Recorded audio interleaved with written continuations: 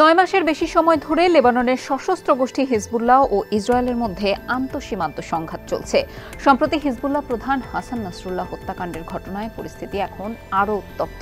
হিজবুল্লাহর পক্ষ থেকে বলা হয়েছে তারা প্রতিরক্ষা লড়াই চালিয়ে যাবে, কিন্তু ইসরায়েলের সাথে লড়াই চালিয়ে যাওয়ার জন্য হিজবুল্লাহর অস্ত্র ভাণ্ডারে ইসরায়েলকে টক্কর দেওয়ার মতো রসদ আছে কি? চলুন আজকের প্রতিবেদনে সেটাই জেনে নেওয়া যাক। আপনাদের সাথে আছি আমি মোহনা হোসেন। সিএনএনের একটি প্রতিবেদন বলছে, বিশ্বের অন্যতম অরাষ্ট্রীয় সশস্ত্র গোষ্ঠী হিজবুল্লাহর ভাণ্ডারে বিপুল অস্ত্রশস্ত্র আছে। বলা হয়ে থাকে অরাষ্ট্রীয় গোষ্ঠীগুলোর মধ্যে হিজবুল্লাহর কাছেই সবচেয়ে বেশি অস্ত্রের মজুদ আছে। হিজবুল্লাহর দাবি, সংগঠনটির ভাণ্ডারে যেই অস্ত্রশস্ত্র আছে তার খুব সামান্যই এই পর্যন্ত তারা ব্যবহার করেছে।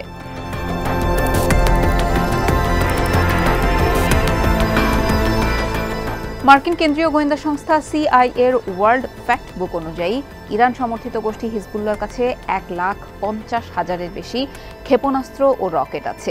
হিজবুল্লাহ বলছে সংগঠনটির কাছে এমন রকেট আছে যা ইসরায়েলের সর্বত্র আঘাত হানতে সক্ষম। এছাড়া হিজবুল্লাহর কাছে আধুনিক ক্ষেপণাস্ত্র আছে যেগুলো নির্ভুলভাবে লক্ষ্য বস্তুতে আঘাত করতে পারে। আছে ড্রোন, ট্যাঙ্ক, যুদ্ধবিমান ও জাহাজ বিধ্বংসী ক্ষেপণাস্ত্র। হিজবুল্লাহর প্রধান সমর্থক ও অস্ত্র সরবরাহকারী আঞ্চলিক শক্তি হল ইরান। গোষ্ঠীটির অনেক অস্ত্র ইরান, রাশিয়া ও চীনা মডেলের।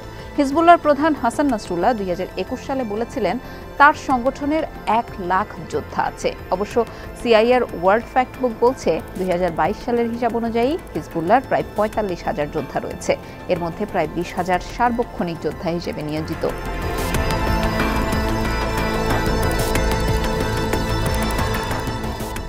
হিজবুল্লাহর কাছে আনগাইডেড মিসাইল ও রকেট আছে। 2006 সালে ইসরায়েলের সঙ্গে সবশেষ যুদ্ধ হয়েছিল হিজবুল্লাহর। সে সময় ইসরায়েলকে লক্ষ্য করে হিজবুল্লাহ প্রায় 4,000 ক্ষেপণাস্ত্র ছুড়েছিল। এগুলো বেশিরভাগই ছিল কাতিউশা মডেলের ক্ষেপণাস্ত্র। এই ক্ষেপণাস্ত্র 30 কিলোমিটার দূরের লক্ষ্যবস্তুতে আঘাত হানতে সক্ষম। হিজবুল্লাহ প্রধান দাবি করেছিলেন 2006 সালের পর সংগঠনের অস্ত্রের ভাণ্ডারে বড় ধরনের একটা পরিবর্তন এসেছে। নির্ভুলভাবে সুনির্দিষ্ট লক্ষ্যবস্তুতে হামলা চালানোর প্রযুক্তি তারা সম্প্রসারণ করেছে। এমনকি লেবাননে বসেই এই প্রযুক্তি যুক্ত করার সক্ষমতা আছে গোষ্ঠীটির। রাদ, ফজর, জিলজাল সহ ইরানি মডেলের নানান রকেট আছে হিজবুল্লাহর কাছে। এগুলো কাতিউশার চেয়েও বেশি বিস্ফোরক বহন করতে পারে, অপেক্ষাকৃত বেশি দূরত্বে আঘাত হানতে পারে। গত 7 অক্টোবর ইসরায়েলে হামলা চালায় গাজা ভিত্তিক ফিলিস্তিনি স্বাধীনতাকামী সশস্ত্র সংগঠন হামাস। জবাবে সেদিন থেকেই গাজায় নির্বিচার হামলা শুরু করে ইসরায়েল। গাজা যুদ্ধ চলাকালে হামাসের প্রতি সংহতি জানিয়ে ইসরায়েলে অনেক রকেট ছুড়েছে হিজবুল্লাহ। এর মধ্যে ছিল কাতিউশা মডেলের রকেট। এছাড়া ছিল বুরকান মডেলের ক্ষেপণাস্ত্র। এগুলো 300 থেকে 500 কেজি পর্যন্ত বিস্ফোরক বহন করতে পারে। গত জুন মাসে প্রথমবারের মতো ইরানের তৈরি ফালাক 2 রকেট ব্যবহার করে হিজবুল্লাহ। আগে ব্যবহার করা ফালাক 1 এর তুলনায় ফালাক 2 বড় বিস্ফোরক মুখ বা ওয়ারহেড বহন করতে পারে।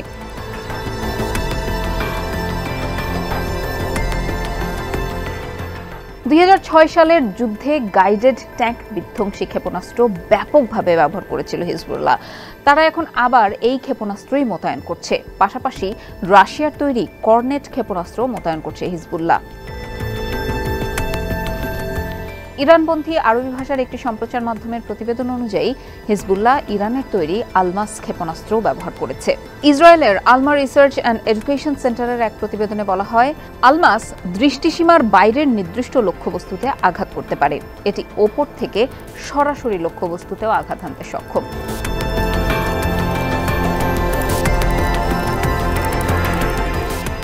চলমান সংঘাতে অনেকবারই ইসরায়েলি ড্রোন ভূপাতিত করেছে হিজবুল্লাহ। ইসরায়েলের এসব ড্রোনের মধ্যে আছে হারমেস 450 ও হারমেস 900।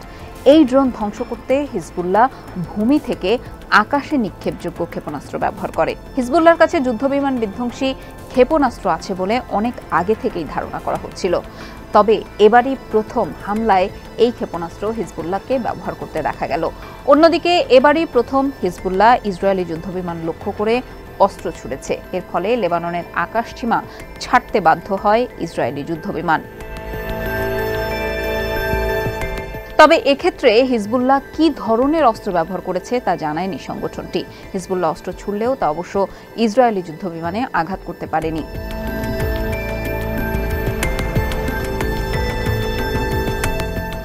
হিজবুল্লাহ ড্রোন ব্যবহার করে ইসরায়েলের অনেক হামলা চালিয়েছে। বিস্ফোরক ভর্তি এসব ড্রোন ছিল কেবল একমুখী। এই ড্রোনগুলো লক্ষ্যবস্তুতে গিয়েই কেবল বিস্ফোরিত হয়। অবশ্য গোষ্ঠীটি একথাও বলেছে যে তারা এমন সব ড্রোন ব্যবহার করছে যেগুলো লক্ষ্যবস্তুতে বোমা নিক্ষেপ করে আবার লেবাননে ফিরে আসতে সক্ষম।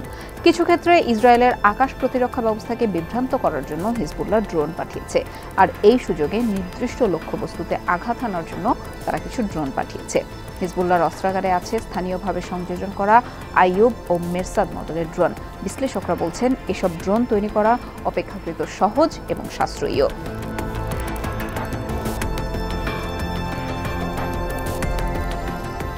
হিজবুল্লাহ 2006 সালে প্রথম প্রমাণ করে যে তাদের কাছে জাহাজ বিধ্বংসী ক্ষেপণাস্ত্রও আছে। সে সময় উপকূল থেকে প্রায় 16 কিলোমিটার দূরে ইসরায়েলি একটি যুদ্ধ জাহাজে আঘাত করে হিজবুল্লাহর ক্ষেপণাস্ত্র। এতে 4 ইসরায়েলি নিহত হয়, জাহাজটি ক্ষতিগ্রস্ত হয়। 2006 সালে যুদ্ধের পর হিজবুল্লাহ নিজেদের অস্ত্রাগারে রাশিয়ার তৈরি ইয়াখান্ত নামের জাহাজ বিধ্বংসী ক্ষেপণাস্ত্র যুক্ত করে বলে জানায় বিভিন্ন সূত্র। এই ক্ষেপণাস্ত্র 300 কিলোমিটার পর্যন্ত দূরের লক্ষ্যবস্তুতে আঘাত করতে পারে। তবে এই অস্ত্র থাকার বিষয়টি নিশ্চিত করেনি হিজবুল্লাহ।